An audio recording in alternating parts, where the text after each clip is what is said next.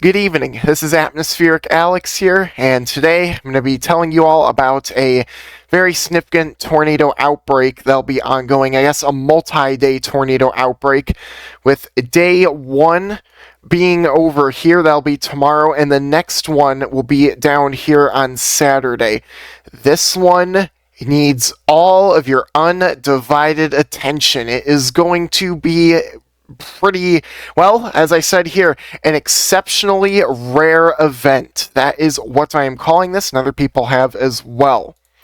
And I did add another shade of pink down there because at this rate, the Storm Prediction Center might as well pull out the pink pen or even Sharpie to maybe introduce a day 2 high risk for these areas in here. Before I fully get started with this video, just wanted to let you all know, if you want absolutely official information, please seek the National Weather Service, Storm Prediction Center, or really NOAA. They will have all the information there for you laid out professionally. Okay, let's go ahead and start off with our outlook here. This is our Storm Prediction Center's Day 2 outlook from WeatherWise. We are talking about an extraordinarily large tornado outbreak potential tomorrow, as we have a level 4 out of 5 on the severe weather scale that has now been introduced, a moderate risk for severe weather. Yeah, this is looking pretty serious here. This is for southeastern Iowa, eastern Missouri, western Illinois, and going into far, far western Kentucky. And even in that orange, it could be a very serious day coming up for you all, as we are talking about a strong tornado risk across these areas in here. You could just see that hatch shading there. And honestly, I really strongly believe they're going to have to add a 15%, I would probably say somewhere in this area here. I do expect your tornado chances to be a bit more on the moderate side of things. And then we look at our hail threat as well. Could see some significant hail out of tomorrow as well. But really, it's going to have to be the wind. We're talking about a very significant derecho that could set up across these areas and blow off to the northeast. We are expecting potentially upwards of 80 to 90 mile an hour winds, most certainly or most likely in these areas here. We got to really be watching the models and the forecasts a lot. For day 3 Saturday, we're going to get into a lot more depth in this later on, but right off the bat, I do expect a high risk, a tornado-driven high risk to be issued somewhere in this area down here, where we are anticipating potentially, multiple intense to violent long-track tornadoes. It's going to be a very serious day, and I'm going to be looking at it all day long. There is going to be a lot of people on this, and yeah, it doesn't look too great. Looking outside that into your enhanced risk as well, you need to really watch for potential of tornadoes. Some strong, same exact thing there. It's going to be a doozy. And then day 4, just a bit of a slight risk out here in the mid-Atlantic and East Coast regions. Let's get into our HRRR model as we go into tomorrow's risk. You can see the timing is right here in Zulu, so right here 12Z. This would be 8 Eastern, 7 Central in the morning tomorrow. So just kind of keep that in mind as I progress this time scale. So as we move, look at this around, it looks to be around 4 to 6 p.m. tomorrow evening. We get kind of a bit of a clustered mess of lines that kind of spark up across these areas of Iowa here. Now, I do expect this to maybe be slightly more organized. You could see couple of supercells try to form, really cluster together, and you have a significant wind risk, especially in your southern areas here of your northern risk that we need to monitor. And just look at this blasting on through. This is going to be a very serious dilemma here. Now, as we cover our mid and southern risk mode areas, you see at derecho moving across Des Moines, Waterloo, Ottumwa, Columbia, here Burlington, just to name out a few areas that'll get impacted. And then you could see these Boeing segments through here could contain up to 80 plus mile an hour winds and threat of a tornado. You could even see strong tornadoes out of those kind of Boeing segments as well, especially in your northern end. Then you see more of your kind of, I don't want to say a semi-discrete line because that doesn't really exist, but more of a broken line further south. And I do expect, semi-discrete supercells to try and fire off around, 9 p.m. to 12 a.m. tomorrow night. And we could even see some prefrontal convection ahead of it, threat of strong tornadoes going to Paducah, Evansville, Mount Vernon. You get the idea there. But certainly, it's going to be quite the risk, right? Yeah, take a look at some of these beans here as they develop. Really nice curvature to those supercells. I do expect, definitely a strong tornado threat out of those, maybe even an intense tornado. And if we get any storms that form down here, potentially an intense to perhaps even a violent tornado risk for a brief amount of time could exist.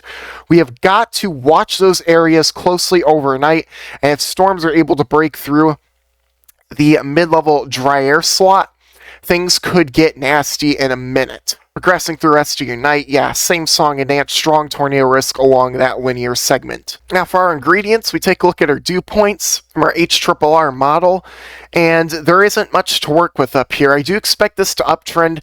As you can see, this is weird. You see how your storms curate higher dew points? That's not going to happen exactly like that. You're probably already going to see 50-degree dew points extending up in Iowa. 38 degrees? No.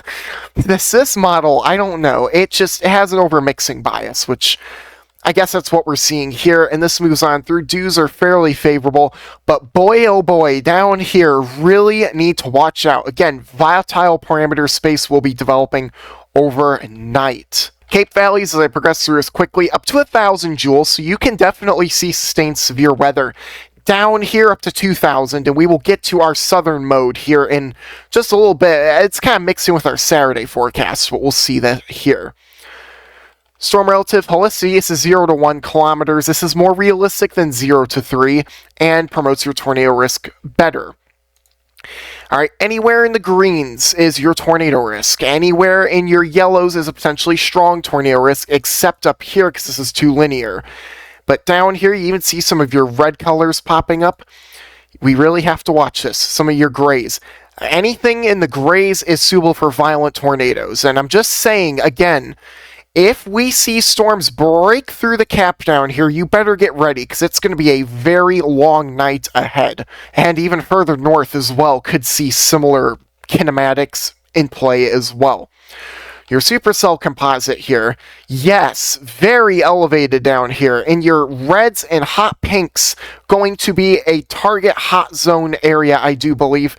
Everywhere else in your yellows and oranges, so definitely suitable for severe weather.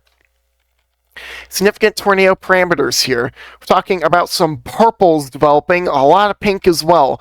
That is certainly going to promote a strong tornado risk overnight. And even look at in the Saturday morning, any remaining supercells could produce strong tornadoes up here into portions of Indiana, maybe even Kentucky as well. All right, now look at Friday night.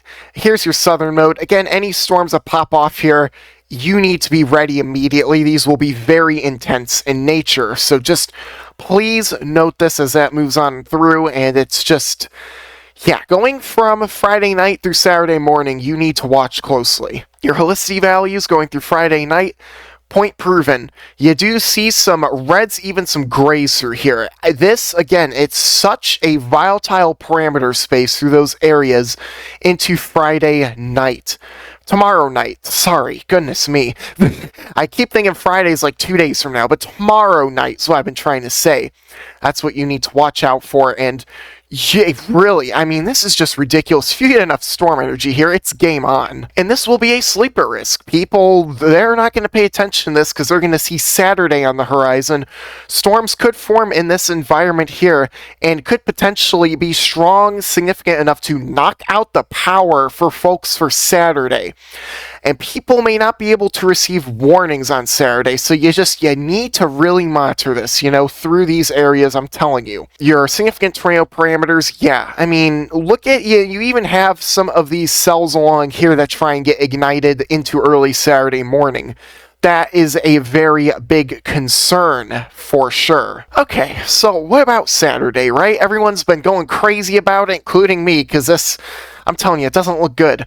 Let's look at the NAM model. First off, Friday night, and I'm sorry, I have to show this one more time.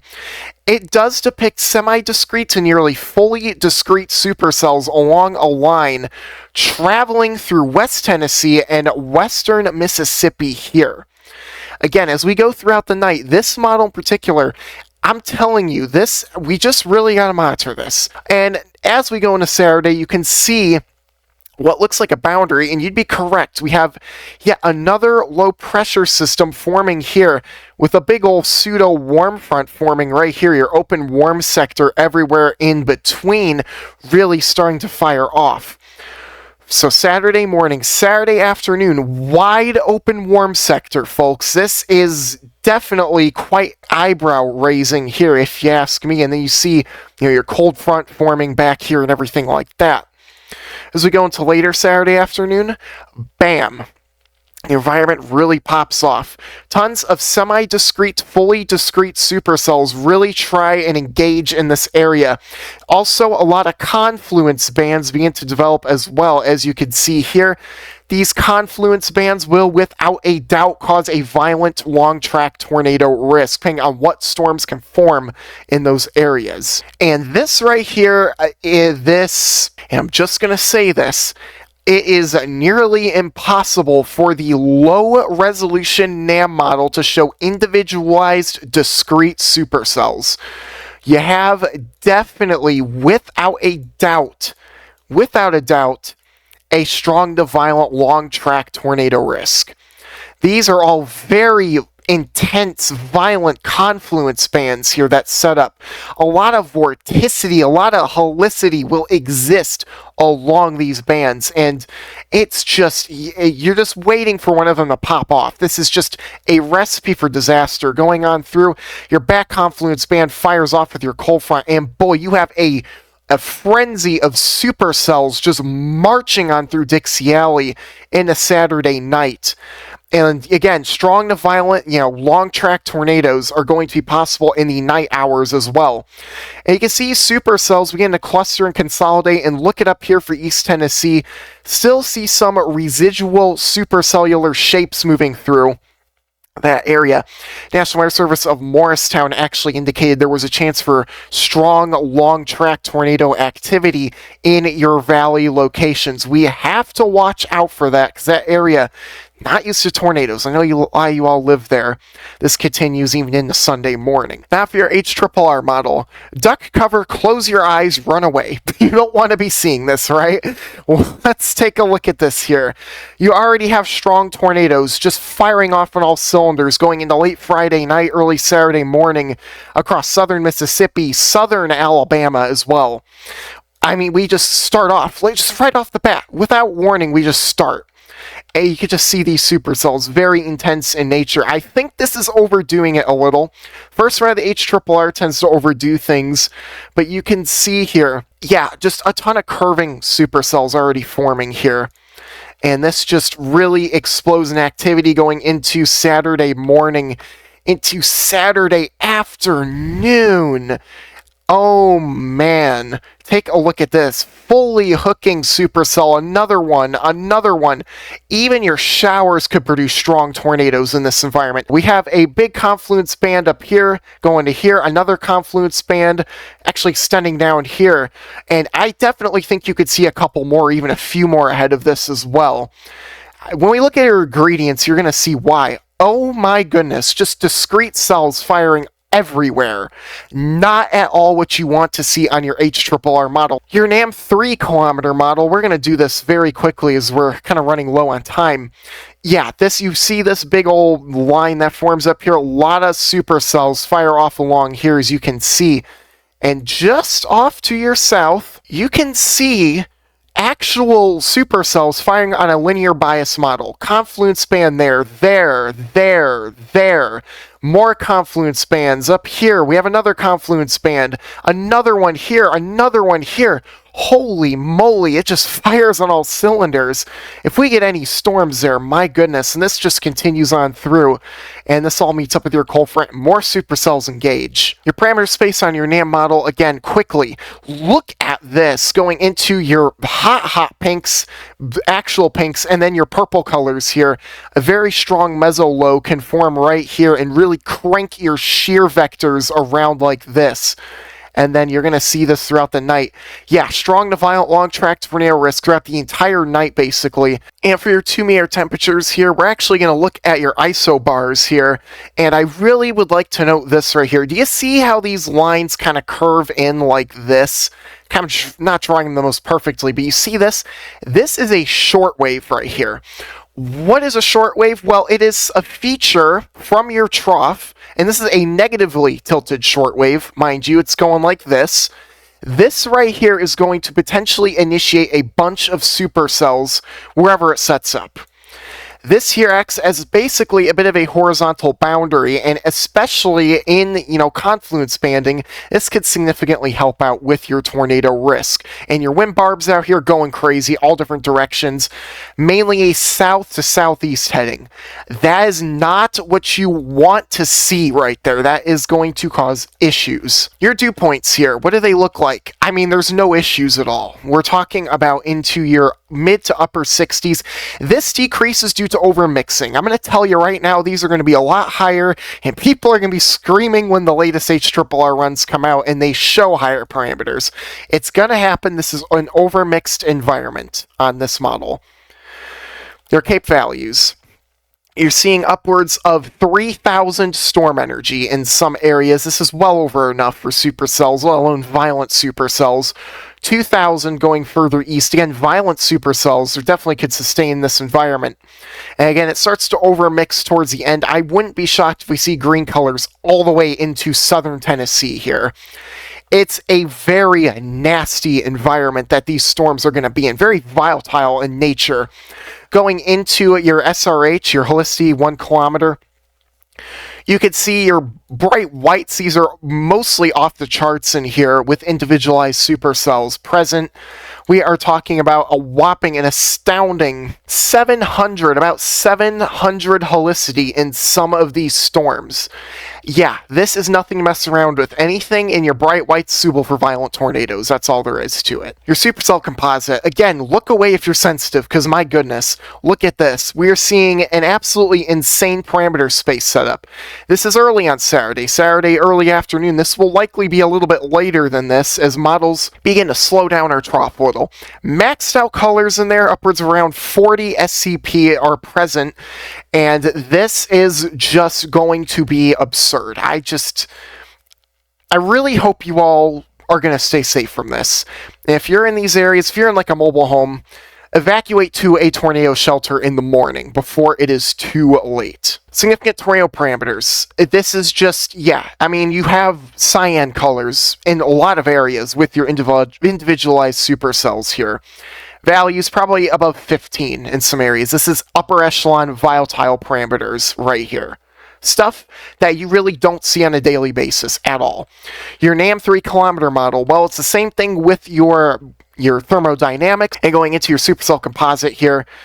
This is absolutely outrageous. This is where your mesolo could form, and this in here is just alarming. And I don't like to use the word alarming so lightly, but this is stuff you don't see often at all. I think the last time I've seen a parameter space as juiced was back in 2020. But boy, significant tornado parameters off the charts basically everywhere into Mississippi. I cannot stress enough. I mean, this is as high end as you can get. And folks, you need to stay extremely hyper weather aware if you possibly can. Quickly moving to your fire weather risk, because it just doesn't stop. This storm system is so evil. We're talking about an extreme risk for fire danger, a very large extreme risk. Northern Texas going into central Oklahoma, into parts of Kansas and Missouri. I'm losing my speech now. I've been doing this too much. And then your critical risk. A firestorm could end up occurring as we go into Friday. Going into your wind gust forecast here from the HRRR model, talking about 60 to 70 plus mile an hour gusts on the panhandle of Texas here. If any fires do get started in this general vicinity here, if we see, anything start here, quickly gonna move off to your northeast. Not like that fast, but it's gonna be fast. I mean, especially in those areas. You are potentially going to see some extremely smoke-filled skies out ahead of this as well. And these damaging winds do continue for a while. Relative humidity values look like this. I gotta look at this quickly here. We're talking about values in the single digits in a few areas here, mostly between 8 to 15% relative humidity values. If a fire starts, it's going to go on for potentially hours and hours and hours, if not maybe even a day or more. Now, quickly, for your mountain wave risk for East Tennessee, we're talking about a long duration mountain wave windstorm, a high-end mountain wave windstorm that's going to start from your timing up here at 8 p.m. on Friday evening, so 8 p.m. tomorrow evening. I keep saying Friday, I mean tomorrow. And this continues here. Continues, just still going. Look at your stronger winds entering your valley here. I do expect some significant downslope concerns here. This goes all the way through. This is the end of the model run. It continues after us till 4 a.m. Sunday morning. So we could be talking about 32 hours straight of damaging, potentially destructive mountain wave winds in the mountains. If a fire gets started in this environment, it is getting out of control in a hurry and will stay that way for a day or two. Please, if you're in these areas, please monitor the situation closely. That being said, I try to keep this shorter without all the soundings and stuff, but Saturday, I haven't seen a risk like this in a long time. I'm going to tell you, this is probably going to become a day 2 high risk, no doubt about that. If you did enjoy this video, please be sure to smash the like button and subscribe to my little corner of the weather community and share with friends, family, and social media, and be sure to leave a comment in the section below. Just letting me know how well I did in this video. My voice is kind of trembling a little. This is a lot to handle, as you can imagine. That being said, have a wonderful night, everyone. You need to stay extremely weather aware and closely monitor that severe weather risk, that potentially violent, some people even said near historic tornado outbreak. We'll see if that verifies down there across Dixie Alley. And of course, what's happening tomorrow in the Midwest and Corn Belt regions. Have a wonderful night, everyone.